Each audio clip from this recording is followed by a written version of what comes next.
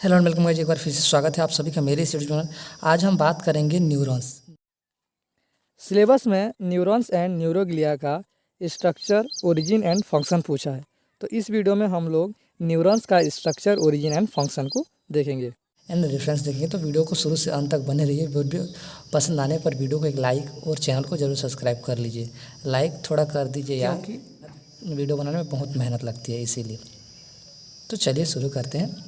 तो फर्स्ट आप इंट्रोडक्शन देंगे। नर्वस सिस्टम दो प्रमुख प्रकार की सेल्स, न्यूरॉन्स और न्यूरोग्लिया से मिलकर बना है। न्यूरॉन्स नर्व सिस्टम की बुनियादी संरचनात्मक basis, structure and functional unit है। ठीक, न्यूरॉन्स फिजिकल एंड केमिकल उत्तेजनाओं के रिस्पॉन्स के लिए स्पेशलाइज्ड है, जो नर्व इम्पल्स उत्पन्न करती है और न्यूरस ट्रांसमीटर रिलीज करती है।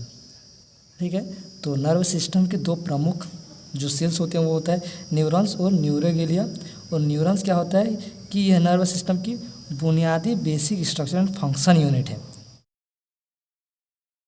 अब न्यूरॉन्स को कैसे डिफाइन कर सकते हैं? Neurons are the fundamental unit of the nervous system specialized to transmit information to different parts of the body. फिर बात करते हैं डेफिनेशन के बाद न्यूरॉन्स। तो neurons are the building blocks of the nervous system. ठीक है, तो नर्वस सिस्टम का निर्माण करने में न्यूरॉन्स एक ईंट की तरह काम करता है, बिल्डिंग ब्लॉक्स की तरह काम करता है, जो बॉडी के डिफरेंट पार्ट्स से ट्रांसमिटेड सिग्नल को प्राप्त करता है और इसे फिजिकल एंड इलेक्ट्रिकल दोनों रूपों में संचारित करता है, यानी कि भेज देता है।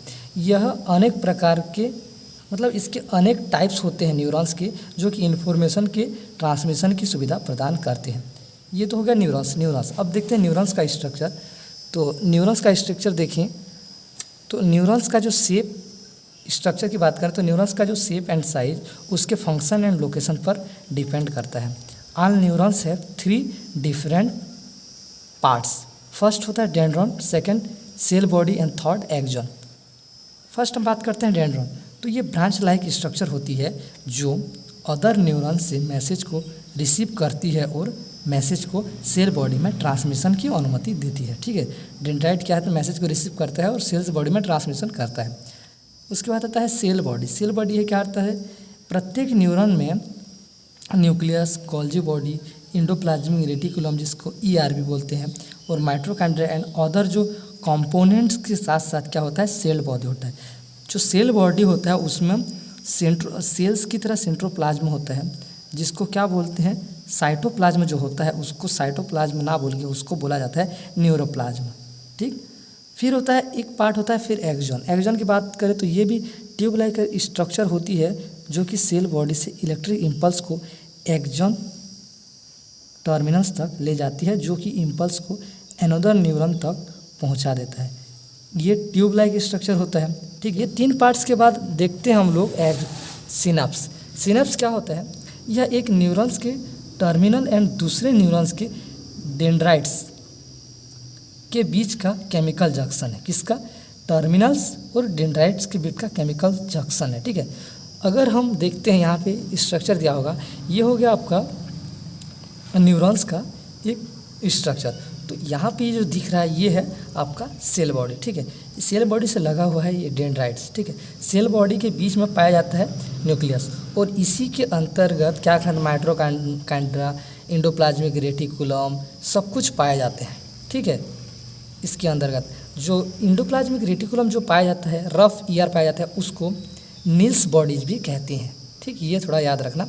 फिर यहाँ पे डायग्राम में एक्सॉन दिख रहा है, हमें माइलिन शीथ दिख रहा है, Schwann cell, axon terminal, nerve ending, synaptics knobs, ये सब आप डायग्राम देख के बना सकते हैं।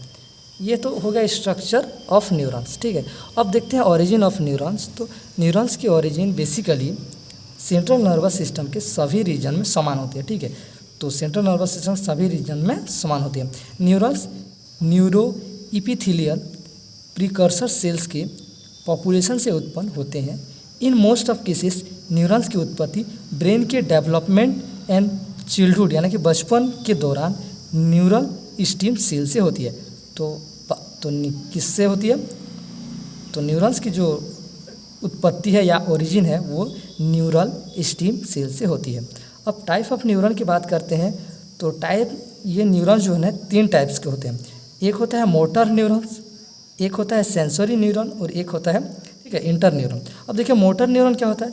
मोटर न्यूरॉन जो है वो जो मैसेज है या फिर इम्पल्स है उसको सेंट्रल नर्वस सिस्टम से मसल्स तक इम्पल्स को क्या करता है, ट्रांसमिट करने का काम करता है। फिर सेंसरी न्यूरॉन है, ये हमें फील यानी सेंसेशन कराने का काम करता है। मतलब कोई भी मैसेज को हमारे, जैसे कि अगर हमारे बॉडी के किसी पार्ट में अगर हमें दर्द हो रहा है तो वो वहाँ का जो दर्द है उसको हमारे मस्तिष्क तक ले जाता है, जिससे मस्तिष्क को दर्द का एहसास होता है, फील होता है, सेंस होता है। फिर उसके बाद थर्ड आता है इंटर न्यूरॉन। ये क्या है, मोटर न्यूरॉन और सेंसरी न्यूरॉन दोनों न्यूरॉन को कनेक्ट करने का काम करता है। ठीक, फिर उसके बाद देखते हैं function of neuron. Function of neuron की बात करें तो जो न्यूरॉन्स है तंत्र का एक रचनात्मक एवं कार्यात्मक यूनिट है। ये हमने सबसे पहले देखा है।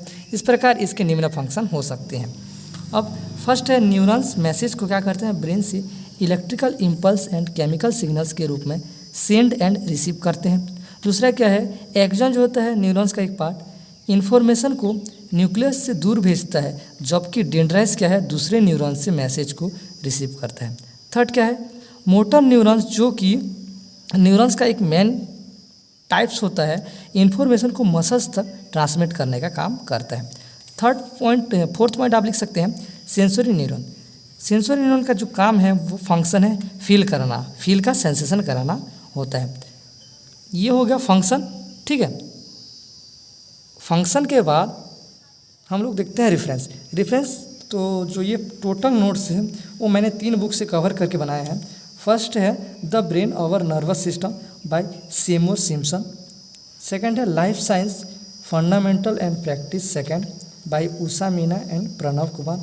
थर्ड है the neurons size comparison by Davis Mellis. तो ये रेफरेंस आपको दिख रहा होगा। तो वीडियो पसंद आने पर वीडियो को एक लाइक और चैनल को जरूर सब्सक्राइब कर दीजिए। लाइक तो ज़रूर करिए क्योंकि वीडियो बनाने में बहुत मेहनत लगती है। Thank you.